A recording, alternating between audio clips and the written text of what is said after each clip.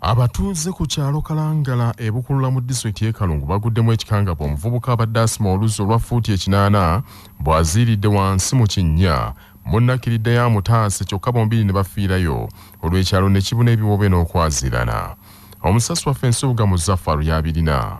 Abafudde mu ntiisa ye Ssaalongo Mugerwa Rashid ng'ono abadde makanika ebukulula ku Masaaba saako omukozi we ategerekeseko erya Yasiini. Kigambibwa nti Ssaalongo Mugerwa abadde yakagula ettaka mu bitundu bino eby'ekalangala ng'asimbyeko ebirime era kigambibwa nti ono abadde asima oluzzi okufukirira ebirime bino. Omukozi we Yasiini abadde wansi mu kinnya kino ekya fuuti nga 8 n'aziira olw'omukka gwa jenereeta. Bw'atyo ono kwe kusaba abali kungula obuyambi. Mugerwa kwe kusalawo akkirireyo amutaase wabula ebyembi bano bonna balemeddwa okuvaayo era bano babadde beekutte ku muguwa nga babulayo fuuti nga 5 baveeyo omuguwa ne gukutuka ne bafiirayo. Abadde asima ekinnya mu kusima ekinnya ekyo nga bakutte jenereeta badde nafu bagitadde wansi mu kinnya mu kugiteeka wansi mu kinnya nereeta omukka guno ogugivaamu n'aziira abaddeyo.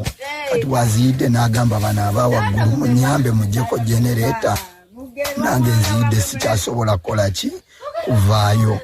Kati ono n'aggyako jenereeta Ssaalongo Mugerwa nako okuyamba oli Yasiini babadde bakola bonna. Kati mu kukayo okumuyamba babadde babapuulinga nga batuuse waggulu ekidomola kino ne kitendewalirwa olw'obuzito buno bwe babaddeko ne kikutuka ne baddayo lumu. Mugambye Ssaalongo omusajja musibeeyo mu eddobo mu kiwato ffe tumusike eno nawe then tukumeyo tukunone. N'agamba kanzije naye n'amusiba mu magulu badde batuuka ku mumwa gwakyo ekyuma ne kikutuka omuguwa. Omwana wange bannange. Oluvannyuma poliisi enzinyamooto okuva e Masaka etuuse mu kitundu kino n'eggyayo emirambo gino n'egitwala mu ggwanika e Masaka. Era OC atwala poliisi y'e Lukaya Birungi Vianney asabye abatuuze mu kitundu kino okuba abeegendereza eri ebidiba bino. Abatuuze tubagamba nti balina kuba beegendereza ebinyaabo banga sigadde nga tebise balina okubibika. Ekyo nambeemu. Kyokubiri oli bw'aba amaze kuyingira ng'afudde mu ngero ng'eno togendayo kubanga gavumenti erina abakugu abasobola okuba nga bakola omulimu ogwo nga poliisi kyeva tulina fire brigade. Ku lwa CBS rediyo y'obujjajja Nsubuga Muzaffaru e Kalungu mu Buddu. Mwambaziira Sabasajja Kabaka empologoma ya Buganda Ronald mwenda muteebi w'okubiri asimye n'awaayo amabaati eminwe 200 eby'essomero lya Good Samaritan Primary School erisangibwa mu ggombolola ya Mutuba gumu Kitenga mu ssaza Buweekula mu disitulikiti y'e Mubende ng'omukaafu okusitula ebyenjigiriza mu Bwakabaka bwe. Omumyuka w'okubiri owa Katikkiro wa Buganda era omuwanika w'Obwakabaka past district governor w'ekitiibwa Robert Wagwansibirwa ye yeetisse ettu ly'amabaati ago n'agakwasa abaddukanya essomero eryo era mu bubaka Katikkiro bwe yamutisse yeebazizza nnyo bannabuweekula okujjumbira enteekateeka z'Obwakabaka zonna n'ategeeza nti ekikoleddwa kyali kiragiro ky'amaaso moogi eky'okussa mu nkola ebyo byonna ebiteekebwateekebwa so si kubikuumira ku mpapula. Tubiddwa Mukama wange Katikkiro Kasita Mayiga olwaleero okutuusa okusima kwa Ssaabasajja bwe yakola mu 2009 bwe yalambula essaza ery'e Buweekula. Ssaabasajja yasiima nti bwe muliba mumaze okuzimba ebizimbe nga mutuse ku woloplate alibawa amabaati agamaliriza okutereka ebizimbe ebyo. Beene yali agulawo olukiiko yatusaba nti tujje enteekateeka mpapula tuziteeke mu bikolwa era emyaka kati weze 10 gavumenti ya Ssaabasajja ffenna okuva ku mutongole olwa ku mbuga Emmengo tukola nnyo twogera kitono. Beebaza abantu b'e Buweekula okwenyigira mu nteekateeka ez'ebikolwa. Njagala obeebaza okwenyigira mu kulima emmwanyi okuleeta oluwalo. Njagala obeebaza okuleeta amakula okugaba omusaayi okuwagira empira gy'amasaza. Oyo ye federo w'ebikolwa si kwogera bwogezi. Obwakabaka bukubye.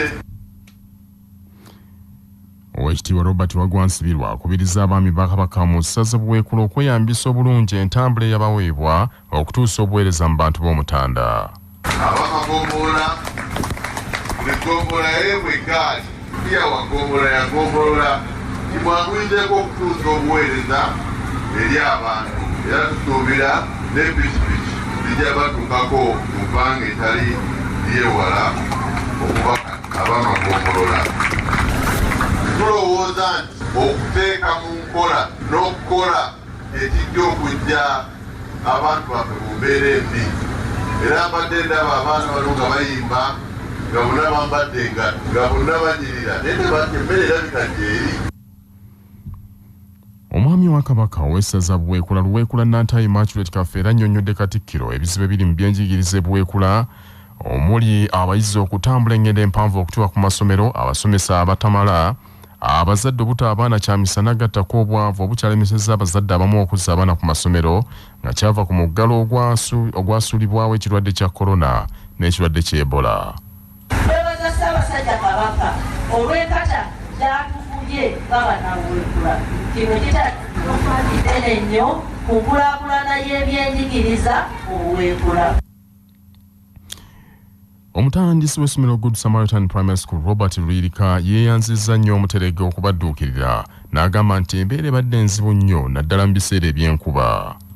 Tutambulidde emyaka kati 17 naye wakati awo mu 2019 netufuna omukisa Ssaabasajja yali alambula essaza lino mu nteekateeka ya bulungi bwansi mu mwaka ogwo ogwa 2009 mu mwezi ogw'ekkumi n'atuuka mu kifo kino n'asanga enteekateeka eno nga tuli abavubuka basatu nga ffe tutandise enteekateeka eno nga twegatidde mu kibiina naye nga bwe yatuukira mu kiseera ekyo waliwo ebizimbe bye tuyita eby'ekidaala ng'ate ebidaala ebyo tubiserekezza amatundubaali ne tugiwako ebisagazi. Bwe yatunula bw'ati n'emyaka gyaffe gye twalimu ebiseera ebyo ndowooza ne kimukwatako n'atusuubiza amabaati 200 agatuusa olwaleero naye ng'abazadde tukwataganye bulungi kubanga bagumidde buli mbeera. Enkuba ebadde etonnya n'ekuba abaana naye abazadde ne batunywererako. Katikkiro wa Buganda munnamateeka Charles Tamayiga abuuliridde abawandiisi b'ebitabo okwetoola ensi yonna okwesigama ku mazima n'obwenkanya nga bawandiika ebitabo n'obutaweebula bitiibwa byabo bye bawandiikako. Kamalabyonna abadde mu kibuga Ntebe ng'atongoza ekibiina ky'abawandiisi b'ebitabo ekiyitibwa The Growthland Book Club. Eyo nno gy'asinzidde n'ategeeza nti okuwandiika ekitabo kyetaagisa amagezi mangi wabula nga tegeesigamiziddwa kulebula n'obulimba. Bwe tuba tuwandiika kirungi nnyo tubeere beegendereza kubanga oluusi obeera mu kifo nga kyakwetaaga okubaako n'ebintu by'oweesigaliza. Oluusi abantu bawandikako obeera okola nabo ate nga tonnababuulira nti ogenda kubawandiikako era emirundi mingi bw'obabuulira bajja kukuba nduulu tokigeza. Kati olina kufuna ngeri gy'owandiika naye ate ekisooka nga toboogeddeeko obutereevu abantu babategeere ate era nga tobawandiiseko mu ngeri ebaweebuula. Naye ekisinga obukulu ku muwandiisi yenna kwe kuwandiika mu bwesimbu aw'amazima. Ebitabo byonna ebiwandiikibwa ekibibeezaawo n'emboozi zaabyo ne zijulizibwa ne bwe waba wayise ebbanga ddene ng'ebyawandiikibwa bituufu. Naye bwe biba nga bijingirire ate kiba kikwetaagisa okujingirirayo ebirala okusigala nga bituufu.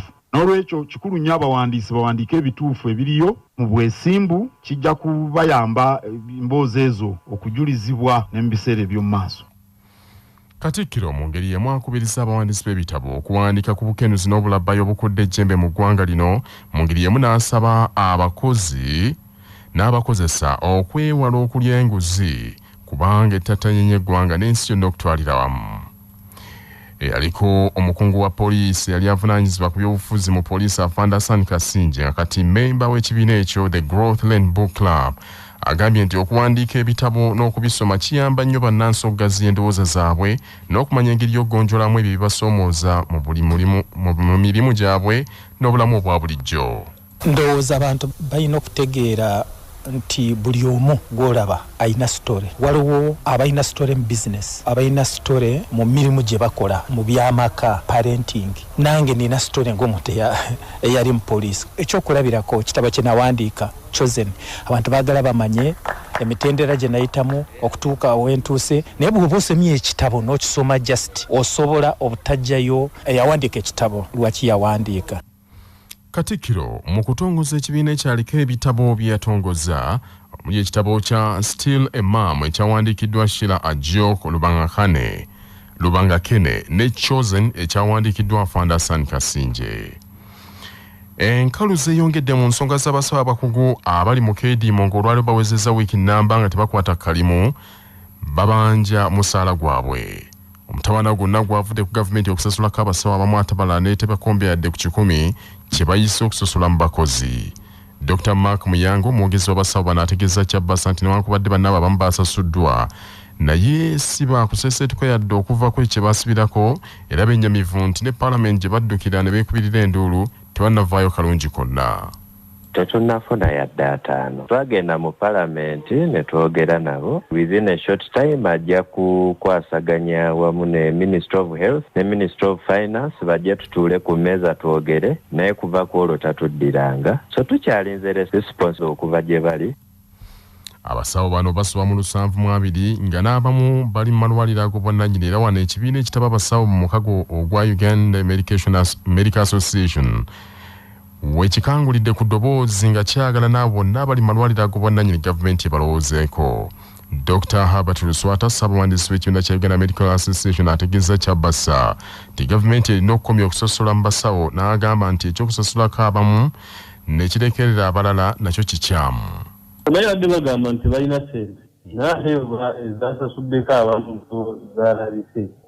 So nga bo ba senior house officers bagamba nti obaolyawo kyabadde kigendeere basobole okubaawulamu balowooza nti banaasasulako abamu banaagenda ne bakola ne balemu okuba nga beekalakaasa. Simanyi oba kyekigendeerwa kyabwe kyabadde kyekyo naye ngaera tekiyamba okuba nga owaddeko abamu ate abalala tobawadde. Kyokona ategeezezza nti basobodde okupeerezaako abasawo abamu badde ku mirimu kubanga abalwadde abeetaaga obujjanjabi bangi ate nga abasawo abaliyo tebamala. Abasawo ku mutendera gwa senior house officer babeera bakenkufu ddala mu by'obujjanjabi nga n'ebitabo basomyeko ebiwera. Mu nsisinkano gye baalimu ne President Museveni gye buvudde bakkaanya okusasulanga obukadde 2.5 buli mwezi wabula kigambibwa nti okuva mu mwezi ogw'ekkumi omwaka oguwedde 2022 gy'emyezi kati ena egiyise ensimbi ezibadde tezibasasulwa nga n'abamu babanja emyezi 6.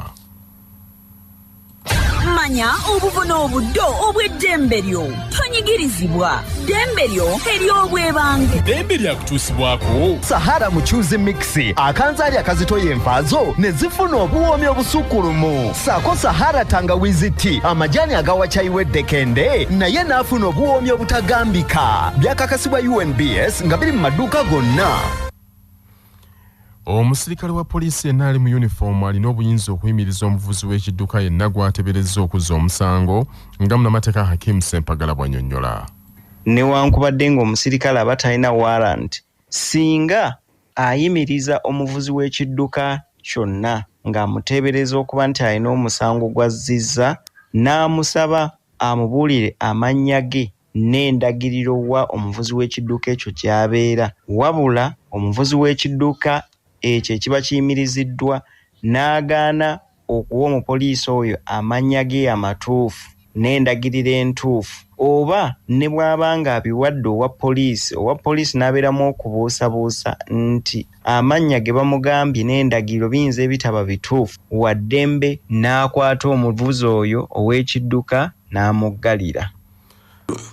Amawulire g'ebyemizannyo mu mawulire gaffe aga Kyabasa Fama gakutuusibwako Modern Tea amajani agajjudde obuwoomi n'eddekende nga buli anywedde ku caayi waago asigala agatendereza. Modern Tea gali mu bika omuli aga vanira, ntangawizi n'ekisubi era gasange mu maduuka ne supermarket zonna. Modern Tea, your best choice, nga bali wamu ne Kemusa Kindergarten and Preschool Ndejje Kanaaba, essomero eriri ku musingi gw'Ekiyisiraamu ate nga basomesa bulungi ne Quran. nga bali wamu ne pikipiki TVS HLX CC 125 epakasa era kati osobola okugifuna ku kibanja mpola okuva mu Mmogo era gyeyune okuva mu Yuvraj ebbanda.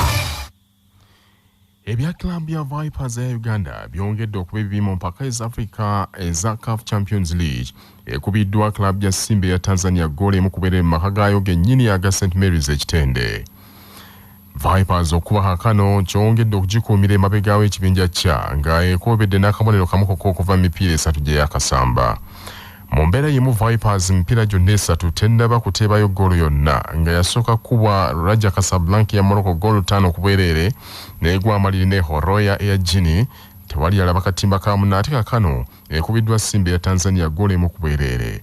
Mu ngeri yemu Raja Casablanca ekubye Horoya ya Guinea goolo 2 ku bwereere Morocco. Kakano Casablanca ekulembedde ekibinja ekyo n'obubonero 9, Horoya yakubiri n'obubonero 4, ate Simba ya Tanzania n'obubonero 3 mu kyokusatu, Vipers ekobedde n'akabonero kamu kokka. Bannaffe ag'essaawa zino kangamalirize mu bufunze. Sabasajja kabaka empologoma ya Buganda Ronald Muwenda muteebi w'okubiri asimye n'awaayo amabaati eminwe 200 eri essomero lya Good Samaritan Primary School erisangibwa e Buweekula mu kaweefube gwaliko okusitula ebyenjigiriza mu bwakabaka bwe. Katikkiro wa Buganda munnamateeka Charles Peter Mayiga abuuliridde abawandiisi b'ebitabo okwetoola ensi yonna okwesigama ku mazima n'obwenkanya nga bawandiika ebitabo. Enkalu zeeyongedde ku nsonga z'abasawo abakugu abali mu keediimo ng'olwaleero bawezezza wiiki nnamba nga tebakwata kalimu baagala kubongeza musaala. Mu kiseera kyekimu abatuuze ku kyalo Kalangala ebukulula mu disitulikiti y'e Kalungu baguddemu ekikangabwa omuvubuka abadde asima oluzzi olwa fuuti 8 bw'aziiridde wansi mu kinnya munnakkiridde ya mutaase kyokka bombiri ne bafiirayo. Gemawulire nkyalero agundegunde omuteregga.